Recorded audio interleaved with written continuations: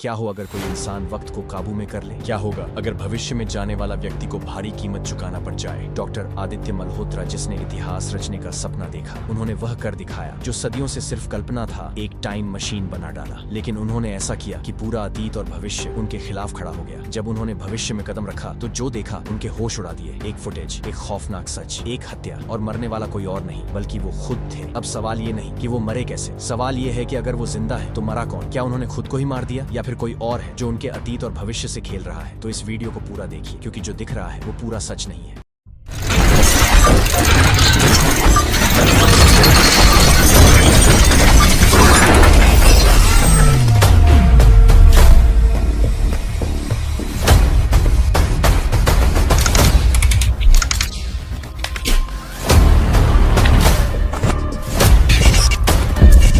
साल 2025 भारत के मशहूर वैज्ञानिक डॉक्टर आदित्य मल्होत्रा ने अपनी पूरी जिंदगी एक ही सपने में गुजार दी, समय पर विजय पाने का सपना। क्वांटम मैकेनिक्स और वर्म होल टेक्नोलॉजी की मदद से उन्होंने एक ऐसी टाइम मशीन बना ली थी जो इंसानों को भविष्य और अतीत में भेज सकती थी। लेकिन अब तक उन्होंने इसे सिर्फ निर्जीव चीजों पर टेस्ट किया था। इस बार वे खुद इसका प्रयोग करना चाहते थे। डॉक्टर आदित्य भारी कदमों से अपनी टाइम मशीन की ओर बढ़ते हैं। उनकी हथेलियां पसीने से भीग चुकी थी। मन में कई सवाल उठ रहे थे, अगर कुछ गलत हुआ, अगर मैं कभी वापस नहीं आ पाया तो? लेकिन विज्ञान का नियम था, जो खोज शुरू की है उसे पूरा करना ही होगा। वे मशीन के भीतर बैठते हैं, कंप्यूटर स्क्रीन पर टाइम सेट किया और साल 2050 का ऑप्शन चमक रहा था। उन्होंने साल 2050 का कांपते हाथों से स्टार्ट बटन दबा दिया। अचानक मशीन चलने लगी, अंदर की लाइटें चमकने लगी, कानों में अजीब सी गूंजती हुई आवाज आने लगी, चारों ओर का वातावरण धुंधला पड़ने लगा। अचानक अंधेरा पूरी तरह छाने लगा। कुछ सेकंड बाद डॉक्टर आदित्य धीरे धीरे अपनी आंखें खोलते हैं। उनकी सांसें तेज हो चुकी थीं। क्या मैं 2050 में आ चुका हूं?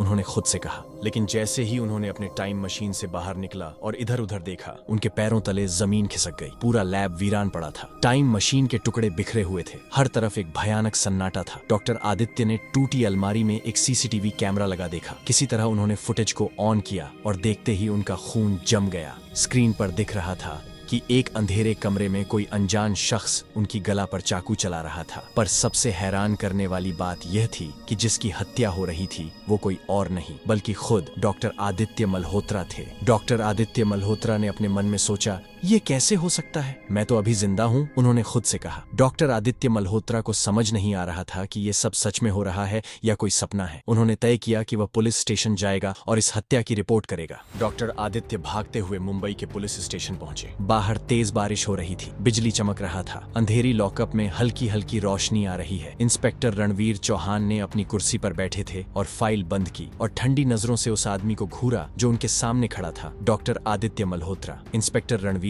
कड़क आवाज में पूछा, तुम कौन हो? डॉक्टर आदित्य ने अपना नाम बताया। सर, मेरा नाम डॉक्टर आदित्य मल्होत्रा है। इंस्पेक्टर रणवीर फाइल पलटी और कहा, तुम्हारा नाम तो हमारी ब्लैकलिस्ट में है। तुम्हें तो 25 साल पहले मरा हुआ घोषित कर दिया गया था। यह सुनते ही डॉक्टर आदित्य का गला सूख गया। क्या ये कैसे हो सकता है? 25 साल पहले मैं कैसे मर सकता हूँ सर? मैं आपको पूरी सच्चाई बताना चाहता हूँ। मैंने एक ऐसी टाइम मशीन बनाई थी जो इंसानों को समय में आगे या पीछे भेज सकती थी। यह मेरे जीवन का सबसे बड़ा सपना था, समय पर विजय प्राप्त करना। उन्होंने इंस्पेक्टर रणवीर चौहान की आंखों में देखा, जो अब भी उन्हें शक की नजरों से घूर रहे थे। इस मशीन का मैंने कई बार परीक्षण किया था, लेकिन केवल निर्जीव वस्तुओं पर। मैंने सोचा अब वक्त आ गया है इसे खुद पर परखने का। मैं अपनी लैब में बैठा था, पूरी तैयारी कर चुका था। मशीन की ठंडी धातु पर मेरी उंगलियां फिसल रही थीं, मेरे हाथ कांप रहे थे, पर मन में केवल एक ही ख्याल था, इतिहास रचने का। मैं टाइम मशीन के अंदर बैठा स्क्रीन पर 25 साल आगे यानी 2050 में जाने की सोचा। मेरा दिल जोर जोर से धड़क रहा था। गहरी सांस ली, 1 सेकंड को रुका और कांपते हाथों से स्टार्ट वाला बटन दबा दिया और अचानक मशीन चलने लगा और वातावरण भारी हो गया। ऐसा लगा जैसे गुरुत्वाकर्षण खत्म हो रहा हो। मेरी आंखों के सामने सब कुछ धुंधला पड़ने लगा, शरीर हल्का महसूस होने लगा और फिर अचानक पूरी तरह अंधेरा छा गया। कुछ सेकंड बाद जब मेरी दृष्टि साफ हुई तो मैं देखकर दंग रह गया। मैं 2050 में था, लेकिन जैसे ही मैंने अपनी टाइम मशीन से बाहर कदम रखा, मेरे पैरों तले जमीन खिसक गई। पूरा लैब वीरान पड़ा था। मशीन टुकड़ों में बिखरी हुई थी और चारों तरफ धूल की मोटी परत जमी थी। ऐसा लग रहा था जैसे वहां सालों से कोई नहीं आया था। कुछ उपकरण जंग खाकर ढेर हो चुके थे और पुराने कंप्यूटरों पर मोटी परत में धूल जमी हुई थी। यह वही लैब थी, लेकिन एक भूतिया खंडहर में बदल चुकी थी। मुझे कुछ समझ नहीं आ रहा था। ये सब कैसे हो सकता है? क्या मैंने किसी गलत टाइमलाइन में कदम रख दिया? मैंने इधर उधर नजर दौड़ाई और तभी मुझे दीवार पर लगा एक पुराना टूटा फूटा सीसीटीवी कैमरा दिखा। मेरी धड़कन तेज हो गई। अगर ये कैमरा अब भी चालू था तो शायद इसमें मेरी गुमशुदगी या इस लैब के उजड़ने की कोई वजह रिकॉर्ड होगी। मैंने लड़खड़ाते कदमों से आगे बढ़कर किसी तरह उसका फुटेज एक्सेस किया, लेकिन जैसे ही मैंने वीडियो चलाया मेरी रूह कांप गई। स्क्रीन पर दिख रहा था एक अंधेरे कमरे में कोई अनजान शख्स मेरी गला पर चाकू चला रहा था। लेकिन सबसे हैरान करने वाली बात ये थी, जिसकी हत्या हो रही थी वो कोई और नहीं बल्कि मैं खुद था। यह कैसे हो सकता है? मैं तो अभी जिंदा हूँ। क्या यह किसी तरह की तकनीकी गड़बड़ी थी? क्या यह एक भ्रम था या फिर मैं सच में अपने ही कत्ल को देख रहा था? डॉक्टर आदित्य के चेहरे पर हवाइयां उड़ गई। उनके हाथ ठंडे पड़ चुके थे। उन्होंने इंस्पेक्टर की आंखों में देखा और एक भारी आवाज में कहा, अब आप ही बताइए सर, 25 साल पहले मैं कैसे मर सकता हूँ? रणवीर ने ठाका लगाकर कहा, समय यात्रा? लगता है कोई पागल मिल गया। पुलिस ने उन्हें गिरफ्तार कर लिया क्योंकि सीसीटीवी फुटेज में वही हत्यारे के रूप में दिख रहा था। लेकिन सबसे बड़ा झटका तो अभी बाकी था। सीसीटीवी फुटेज में दिखने वाला हत्यारा हूबहू उन्हीं की तरह दिखता था।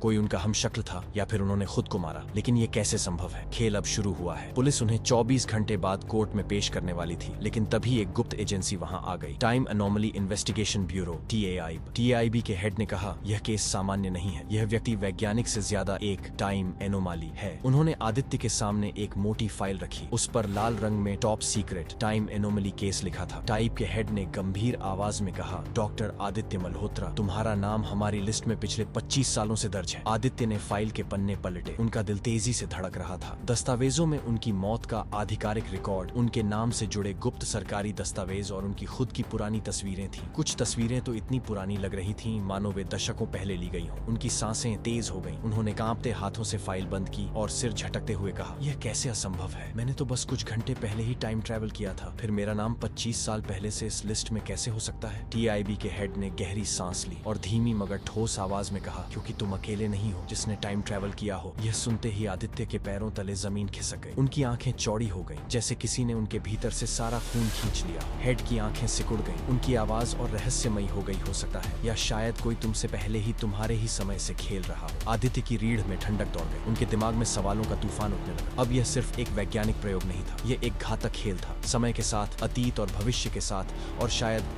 खुद उनके साथ भी। अब दो सवाल खड़े हो गए। एक, अगर मैं जिंदा हूँ तो मरा कौन? क्या वह मेरा कोई हमशक्ल था या फिर यह किसी की बड़ी साजिश का हिस्सा है? दो, अगर फुटेज असली है तो हत्यारा कौन? क्या सच में मैंने ही खुद को मारा या फिर कोई और इस खेल को चला रहा है? डॉक्टर आदित्य के पास अब सिर्फ एक ही रास्ता बचा था। उन्हें इस गुत्थी को सुलझाने के लिए दोबारा अतीत में जाना होगा, लेकिन इस बार हालात पहले से कहीं ज्यादा खतरनाक और अनजान था। क्या वे सच को सामने ला पाएंगे या समय का यह खेल उन्हें ही निकल जाएगा? क्योंकि असली रहस्य अभी बाकी है। अगर आपको इस कहानी का अगला भाग चाहिए तो हॉरर हिंदी TV9 चैनल को सब्सक्राइब करें, वीडियो को लाइक करें और अपने दोस्तों के साथ शेयर जरूर करें। कैसी लगी आपको ये कहानी हमें कमेंट करके जरूर बताएं, क्योंकि ये तो सिर्फ शुरुआत थी, असल रहस्य अभी बाकी है। अगर आपको साइंस एंड टेक्नोलॉजी और क्राइम हॉरर इतिहास से जुड़ी कहानियां देखना पसंद है तो हम जल्द ही लेकर आ रहे हैं अपने YouTube channel horror Hindi TV9 पर। इसे मिस न करें और अभी सब्सक्राइब करें, क्योंकि ऐसी अनोखी कहानियां आपको कहीं और नहीं बल्कि सिर्फ हमारे चैनल पर ही मिलेंगी। तो जुड़े रहिए हॉरर हिंदी TV9 के साथ।